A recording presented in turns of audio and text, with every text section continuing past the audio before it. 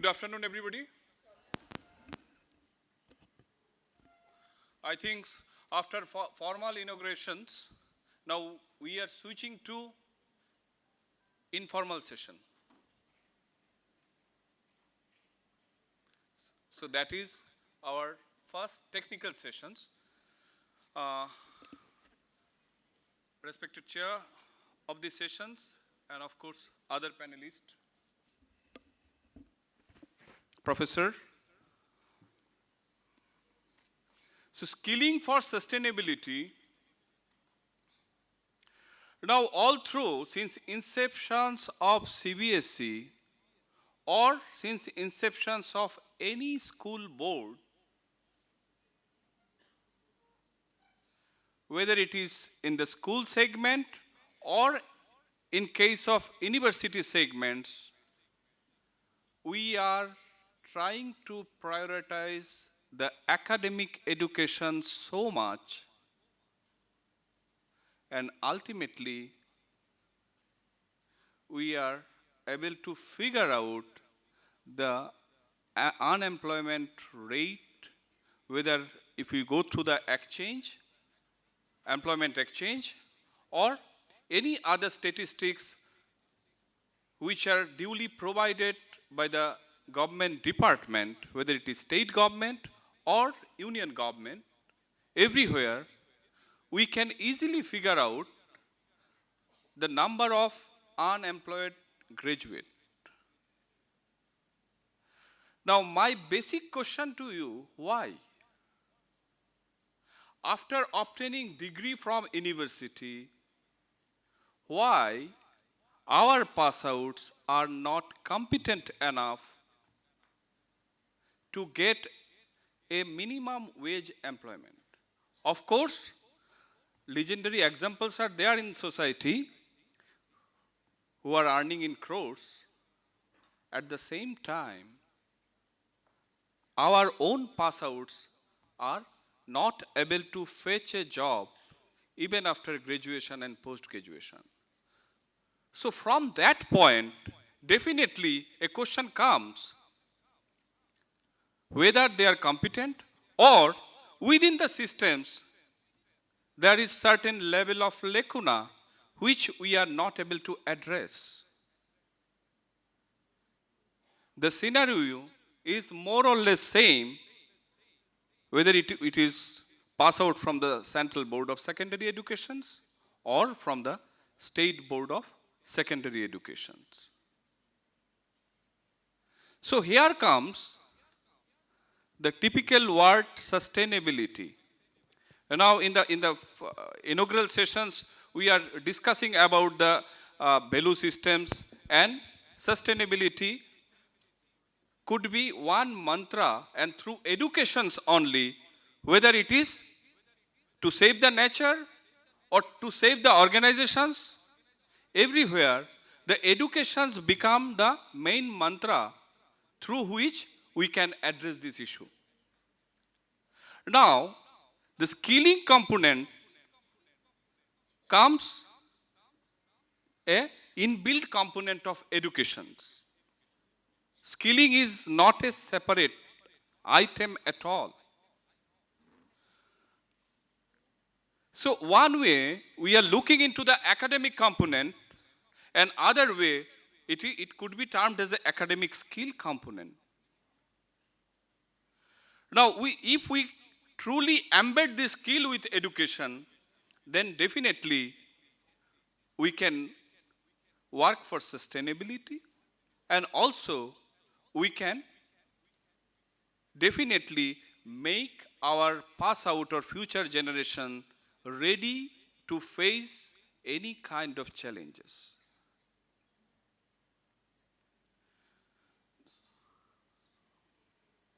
So to begin with, I think this particular quote is very famous. I call upon the nation to take a place to make India the skill capital of the world. If it is a vision, how we can achieve it? Unless the good number of schools participate in the skill training program. Because the number of university are not able to accommodate the number of students pass out from the school systems. The figure 14.98 lakhs of schools. And how many university? I think professor in the dais may correct me. Even we are not able to touch lakhs. It is still in thousand. So at this stage, we are not able to accommodate our school pass out, whether it is class 8 pass out or whether it is class 10th pass out or 12th pass out. Position is not there. It is not vacancy. So no scope for higher education. So that means the school education is ultimate for good number of, for huge populations, I can say. That's why we are focusing that yes, skill could be a solution if we start at early age, then definitely the dream what our Honorable Prime Minister has quoted we will able to achieve altogether. Next.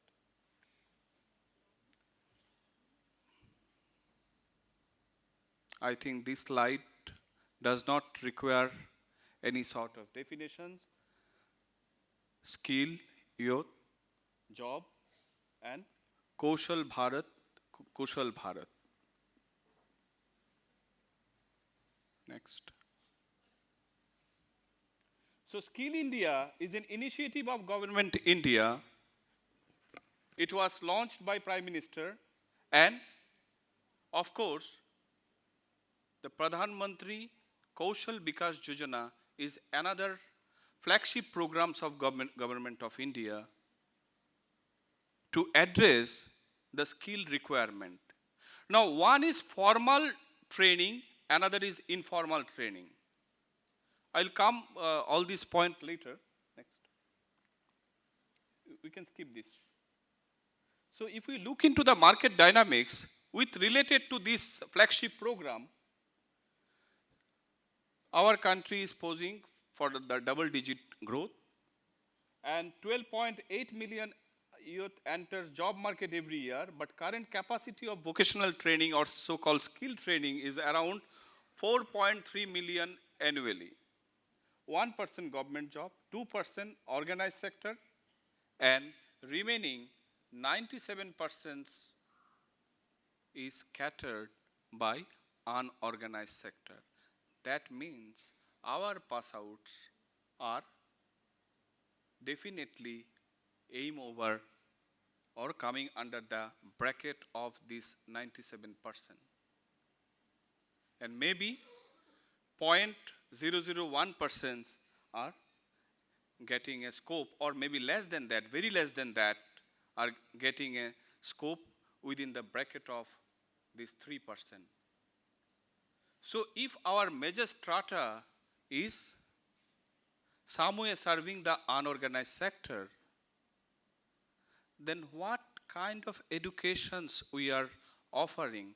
And we are so proud of our academic subjects which are no way making our pass out a competent citizen. Livelihood to dur ki baat hai. Just aim and objective also they are not able to say in an interview. So these are the situation and scenario. I think many of you will agree with me, and in this kind of conferences or any gathering, I try to take a kind of opportunity to ask you some basic questions, and most of the times I ask these questions. Some of the known principles already face this kind of questions.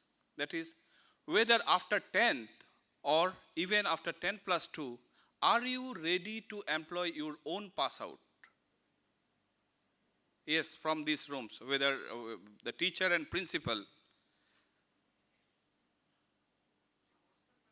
Question is, on completion of class 10 or class 12, if any students demand any kind of job in your school, are you ready to employ him or her in your school? Huh? No, no, I am not talking about vocational. Huh? Yes.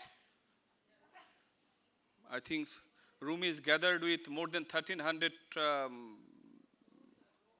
Huh?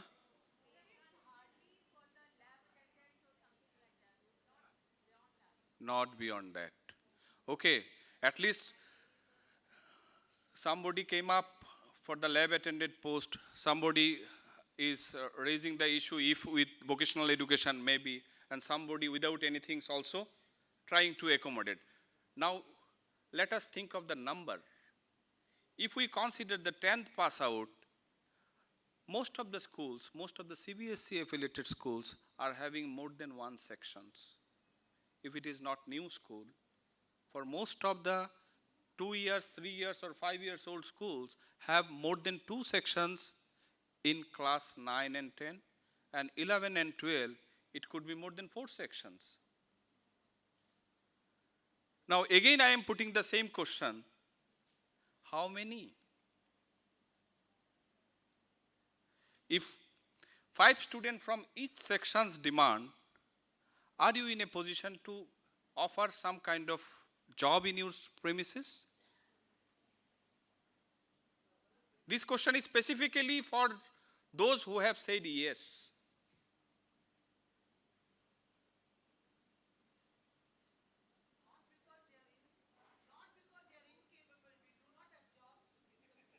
Huh? Okay. Is it the fact? Somebody has rightly, one senior principal has rightly mentioned lab attendant, library, and other opportunities there. Number is less. Okay. Now everybody is trying to support those who said yes. Huh? So that means some principal or senior teachers are with the view that they may be capable, but because of shortage, because of less number of posts, we are not able to accommodate right there in the school. But if you look into the various job profile in the school, teaching is not only job profile. There are so many others job roles. Many of your colleagues are playing, but definitely schools always aim that higher qualified person should be employed. This is one criteria. Acha, now the question is back to CBSE itself.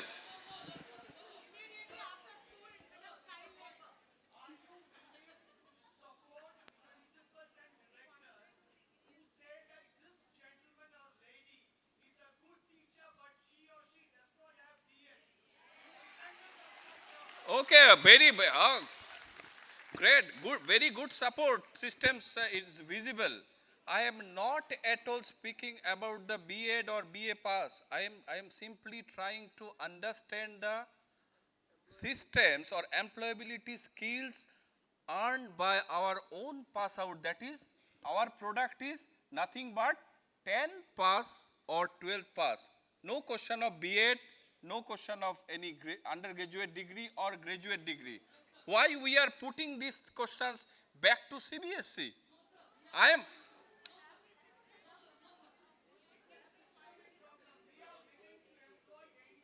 anyone. Yes,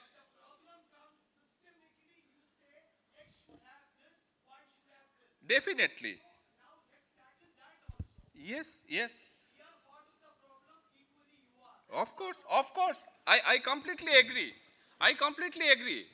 Okay, now from your point, let me take that if some systemic improvement will be there, or individual concern is having some level of skill, then definitely school will be in a position to employ them. Now, yes or no? No. Now also no.